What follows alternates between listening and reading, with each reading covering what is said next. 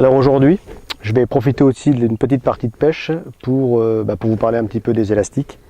Alors, chacun sait que les élastiques, c'est un des éléments les plus importants de la pêche au cou. En fonction du diamètre, en fonction de la tension, en fonction même du type d'élastique, on peut des fois changer sa partie de pêche de tout au tout. Parce que sur une pêche de gros poissons, par exemple, si on en arrive à toucher 3 ou 4 gros poissons et les perdre uniquement parce que l'élastique est mal réglé ou mal tendu ou mal choisi par rapport au type d'élastique ou par rapport au diamètre, la partie de pêche peut s'avérer catastrophique ou très bonne. Alors, en matière d'élastique, ce qui existait, je dirais, jusque maintenant, hormis 2-3 petits bricolages maison, c'est de l'élastique plein, que tout le monde connaît. Donc ça existe en différentes versions. Ça existe sur des versions latex, d'autres versions, donc des versions qui sont colorées, ou en latex des versions non colorées. Ensuite, ce qu'on appelle le holo élastique, donc l'élastique creux tout simplement, qui est surtout utilisé pour les pêches de carpe, mais qui est un excellent élastique pour les pêches de brème aussi sur les rivières. Et depuis, je dirais, quelques mois, est arrivé sur le marché de l'élastique tressé. Alors bien sûr, c'est pas une nouveauté en soi dans l'absolu, parce que des gens ont déjà tressé des élastiques et toutes ces choses-là, mais c'est vrai que dans le commerce, ça n'existait pas vraiment.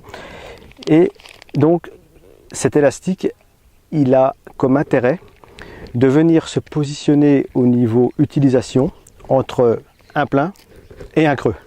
Alors c'est vrai que certains vont dire ouais, mais tout ça, on pousse le détail un petit peu trop loin et tout, mais il faut savoir que à la pêche, tout est question de détail.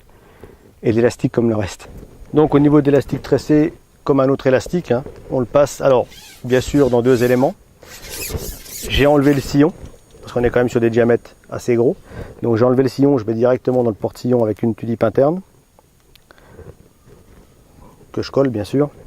Comme sur un autre, au niveau de la base, j'utilise des cônes plus échelle, d'autres utilisent des bases mixtes, des choses comme ça. Moi j'aime bien ce système parce que ça se fait avec une clé, tout simplement. Alors d'autres préfèrent avoir un petit bout de tresse qui dépasse de la canne, d'autres la clé. Bon, après chacun a un petit peu ses habitudes. Le principe c'est d'avoir quand même, quel que soit le système de fixation à la base, d'avoir une réserve d'élastique qui permet de pouvoir ou défaire quelques spires d'élastique pour couper l'élastique en haut au cas où l'élastique est un petit peu, je dirais, un petit peu grillé, et ensuite de pouvoir retendre éventuellement en fonction de la pêche, et avoir un cône qui vienne épouser parfaitement l'intérieur de la canne pour ne pas forcer, ou forcer sur la canne vraiment de manière homogène pour ne pas casser la canne. Ensuite, en haut, comme sur un élastique normal, il suffit juste de prendre une attache type stonfo ou autre pour accorder l'élastique. Et c'est vrai que par rapport à une autre, c'est beaucoup plus simple parce qu'il n'y a pas de nœud à faire en haut. Il suffit juste de passer l'élastique à l'intérieur.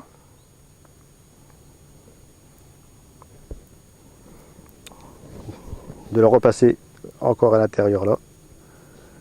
Et tout simplement, au niveau de la torsade, de le défaire un tout petit peu, voilà, et de venir le recouvrir complètement comme ça.